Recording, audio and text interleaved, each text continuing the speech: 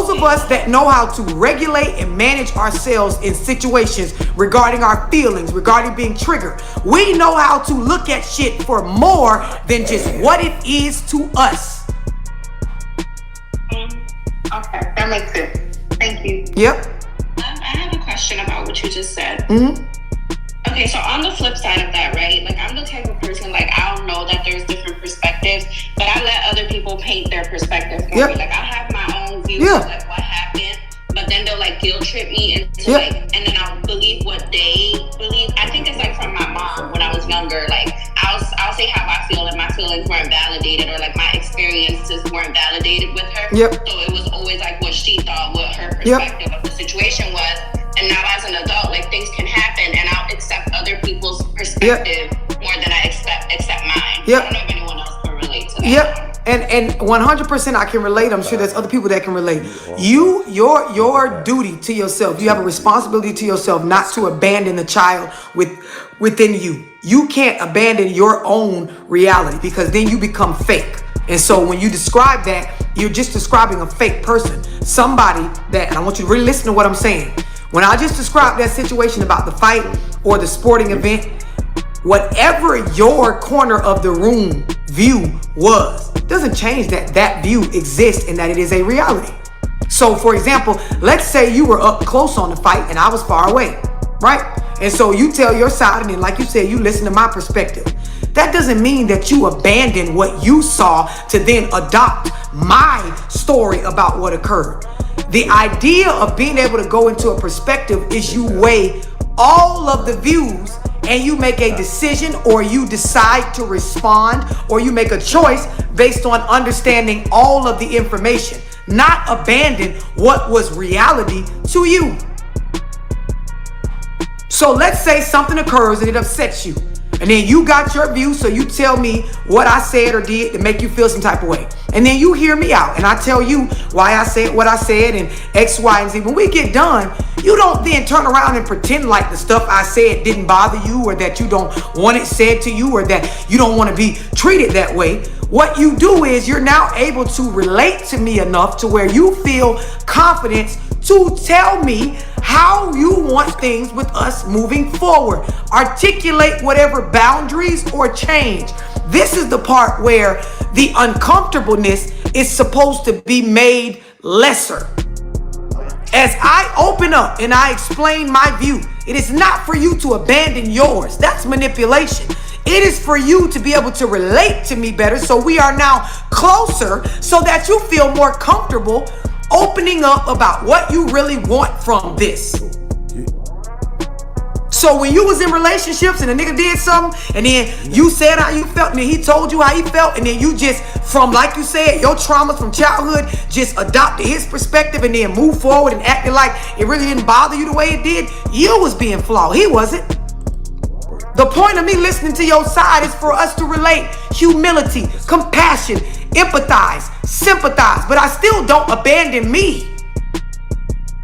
And I don't want you to abandon you.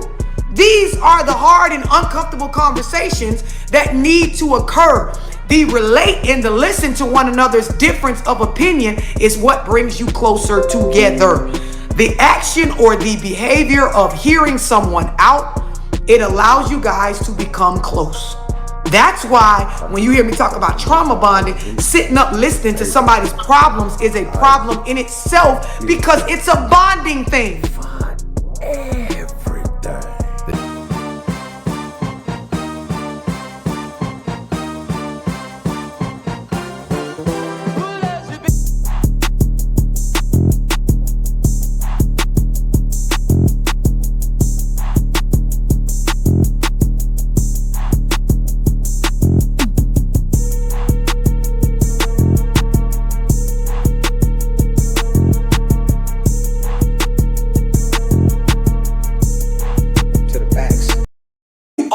Have the tool within you. It's just a matter of whether you know that or not. Every single one of us, we have the ability already to understand when we're triggered, right? To know our triggers, but to also decide, right? Whether I'm going to sit in my one corner of the room and just operate react based on my feelings or if I'm going to utilize the tool within me to be able to develop a perspective of the entire situation.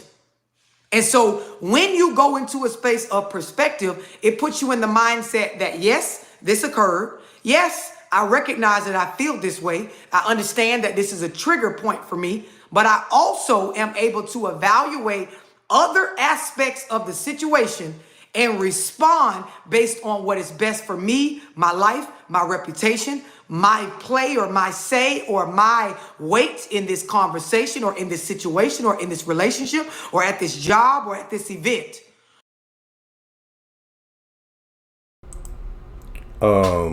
That's called adulting. When you're in a situation and you're dealing with someone, when you come into that situation and that person is being an adult about it, they're already going to let you know, hey, look, I'm not in this for play. If you're going to be with me, we're going to be together, we're going to build. If we have any problems, anything, let's talk about it first. That's called adulting. You can't continue to be in that frame of mind where something happened to you before and you react the same way you did then. That means there's been no change. Not saying that the change has to be something that happens overnight. But as you become older, as you begin to grow, if those things aren't benefiting you, maybe you need to look at a different way of handling them instead of continually handling them the way you've been handling them because you're not getting anywhere. That's called insanity.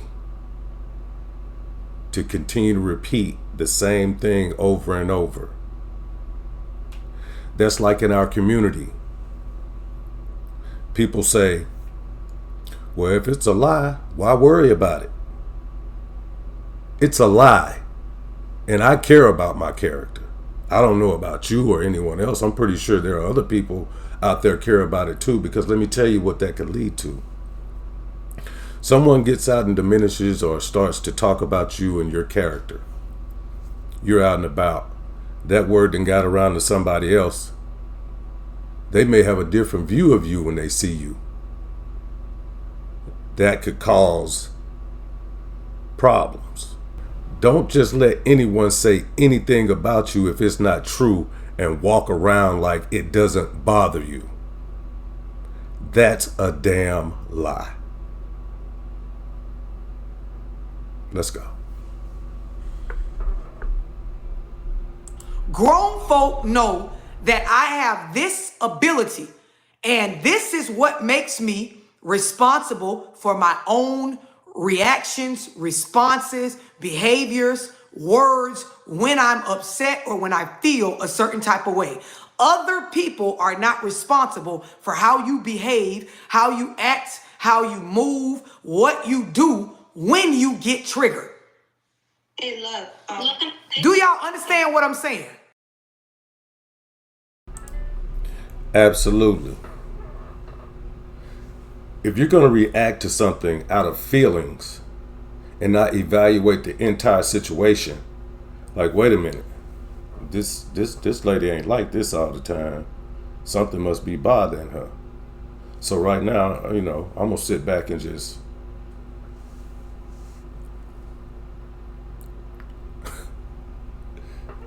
I'm going to just say, fuck it. I'll deal with it later. You know what I mean? Not fuck the situation, not fuck the relationship. Just, fuck it, I'll deal with it later. You can have something happen to you as an adult. And when you're not self-aware, you don't realize that this triggers me because the emotions that this brings out of me is the same emotions that came out of me when X, Y, and Z happened to me as a child or in my early adult life with relationships when I started interacting with people. And because the feelings are the same, two different situations, but the emotions are the same, I respond as if it is the same type of situation. and responding in that situation the same way that you would, just like if it was something fresh. You know what I mean?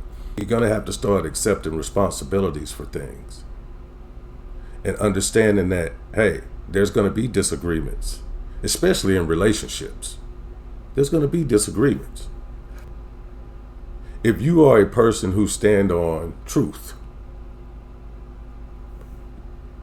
you if you stand on truth, that's what you're going to have to do. So when you come into something and you say something, you better stand on it. If you say you're coming into a relationship because you want to build something and the other person agrees, let's build.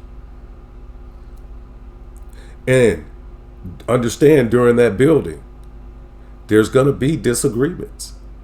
But the point is, you came to a common conclusion with each other that, yeah, we want to build something together. Scripture say, did you ever think about what it was going to take to build that before you decided to do it? Let's go. Or the same severity. So for example, you grew up with a parent that yelled at you often, right? That yelling, right? It became something that came familiar in your mind, and it created a certain feeling tied to a certain belief. So now that you're grown, when somebody go to yelling, the same feelings come over you, even though the person in present time is not yelling at you for the same reasons as the person that was yelling at you from childhood, but you relate the two, and then your body, your mental reacts to this shit as if it's all the same situation because the feelings are the same. And this is why a lot of y'all, as soon as some shit make you mad or makes you bothered or jealous or worried or stressed, you respond in big ways that don't match the situation in front of you, but it's because the emotions relate you back to shit that went on with situations that were way more drastic. And this is why you overreact emotionally. When you really think about the science behind the shit, you look crazy to the person in front of you in present time. And this is why a lot of y'all that have led most of your life with your emotions as a priority over everything else, you've been called crazy, or you've been handled as if you're crazy, or you've been told calm down, or that you overreact, or people, they behave with you a certain way because you're that person. You're that person that everybody's like, well, damn, what I said. Or why she acting like that? And again, if you don't realize that the feelings is what is the same, right, to a past situation or trauma, and that is why I'm responding that way, you will look like a nutcase. So now it says what perspective does is takes us closer to the top of the funnel. It says suddenly we're looking at life from a macro perspective. In other words, we're seeing the big picture. And I'm telling y'all, all of y'all have that tool within you. Next page, it says when you're looking at, actually at the top of that page, it says if you're going through something challenging in life, you might naturally and involuntarily be sitting in the macro. It says big events tend to provide perspective. It's like an autopilot thing. It says, or maybe you're someone who always thinks big picture, right? If you are, kudos to you. It says for the rest of us, macro thinking takes effort. It often doesn't come natural because we're caught up in work, relationship, or concern over the hell we're going to do with our taxes or some shit with everyday life, right? It says when you're looking at life through a big picture lens, your stress levels take a big step back too. So that's basically saying, like, you're in a situation, and let's say at the time the situation is not looking too good for you, right? Well, not that it's not looking good for you, but it's just something that's not positive, right? Instead of you looking at what you have in a relationship versus what's going on at the time, you're concentrating on that feeling at the time versus everything that you've built up over here in this relationship, which could mean trust, loyalty, dependency, respect, all of that. But when you take one moment out of all of those things that you've built up together and you take that one moment to make a decision out of feelings, you tend to look crazy. And that's just a fact.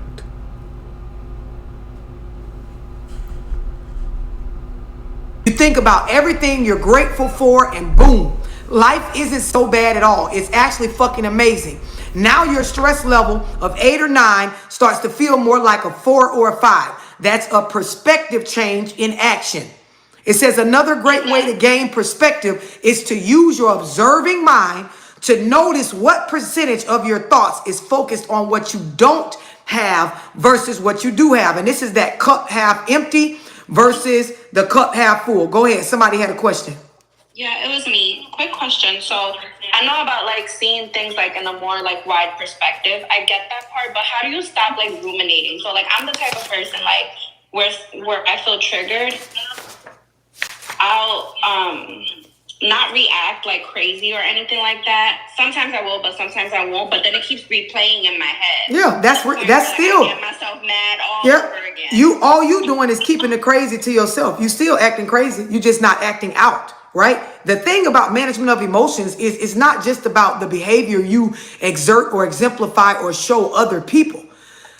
When we talk about management of emotions, it is about what negatively affects your life. So if you sitting, like you said, and replaying the negative thoughts or the negative situation over in your mind, you killing yourself from the inside out. It tells you right here in what I read. It says another great way to gain perspective is to use your observing mind, watch this, to notice what percentage of your thoughts is focused on what you don't have versus what you do. And so the idea is just add the word control in there. What you do have control over and what you don't. Oftentimes when we are replaying some shit that occurred, we going over the parts of the situation that we didn't even have fucking control over. What somebody said to you, what somebody did, how they behaved, you don't have control over that. What you do have control over is where you go, who you interact with, how you respond to things, what you continue to think about, what you don't, what type of boundaries you set, with who you set them with. Do you understand what I'm saying? You got to ask yourself, am I sitting in the thoughts of things that I don't have control over? That's why I told y'all to one meet, and I don't know if you were in the book club at that time or not. You have to understand the importance of things like that serenity message. You got to know, I need to be on top of the wisdom to know the difference between things I can change, the courage to change the things that I can, the wisdom to know the difference between stuff I can change and I cannot. Ways to view situations. There are multiple ways to get certain things done. There are multiple perspectives on life. There are different views and different beliefs to take in. And so if I can't accept this and be willing to hear other people out, listen to them from a different space other than, my own, be able to put myself in their part of the situation and relate, that humility, that empathy. If I can't do this, I will never be good at relationships with balance, social circles that are healthy. Do y'all understand this?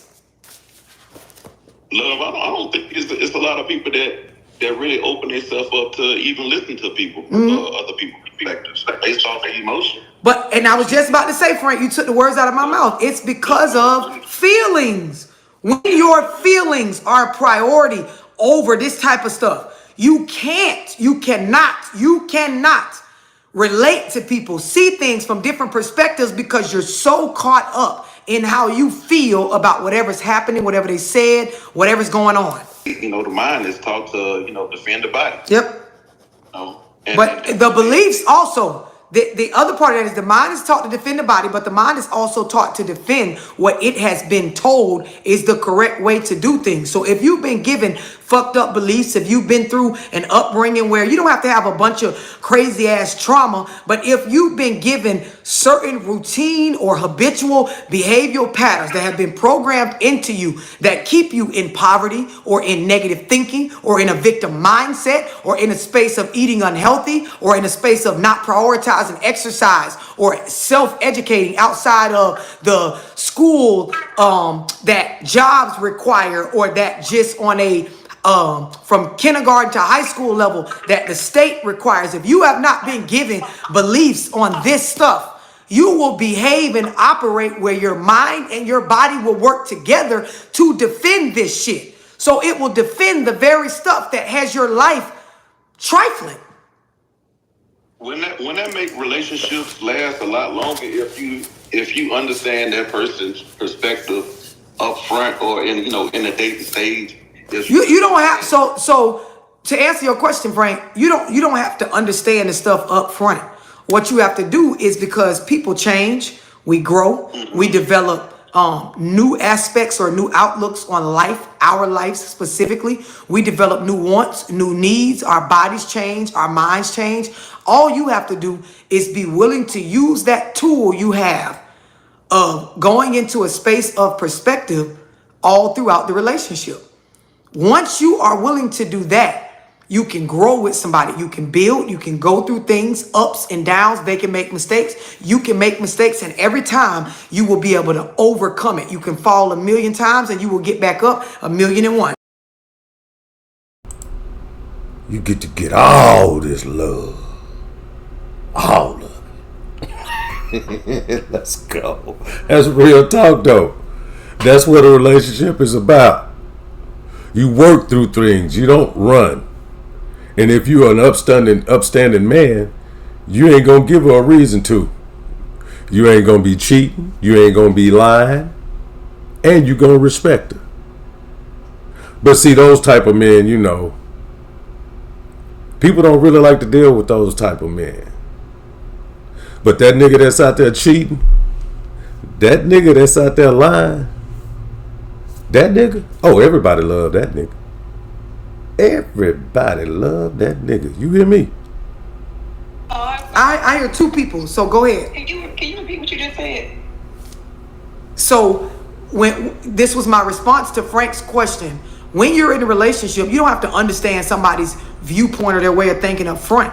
All you have to do is be willing to use that tool that you have that I've been telling you guys about, where you're able to go into a space of perspective. And so if you are willing to constantly look at situations from a perspective view, that macro view, you can grow and rebuild and go through things, ups and downs. You can, overcome whatever with the person in a relationship and be successful at it when you're able to do that. So, with that, we get a better understanding, a little bit more understanding and a perspective on how relationships should work. It's not just that you're in a relationship to just have a fuck buddy. How can you ever decide? See, you got a lot of brothers and sisters out here that just want to go have relations. But you also have brothers and sisters out here who just want that one-on-one. You understand what I'm saying? I mean, really just one-on-one relationship. And they ain't out there playing. Stay in your lane. Also, remember this. Before you come to a conclusion on anything, don't make a decision out of your feelings. Get some receipts, get some facts. Because when you judge off feelings instead of facts, that makes you an emotional person. Hey, it's your favorite brother, Brother Abner. You've been watching Brother Abner TV. Hope you enjoyed the session today. And I just want to thank the Most High Elohim of Abraham, Isaac, and Israel for everything.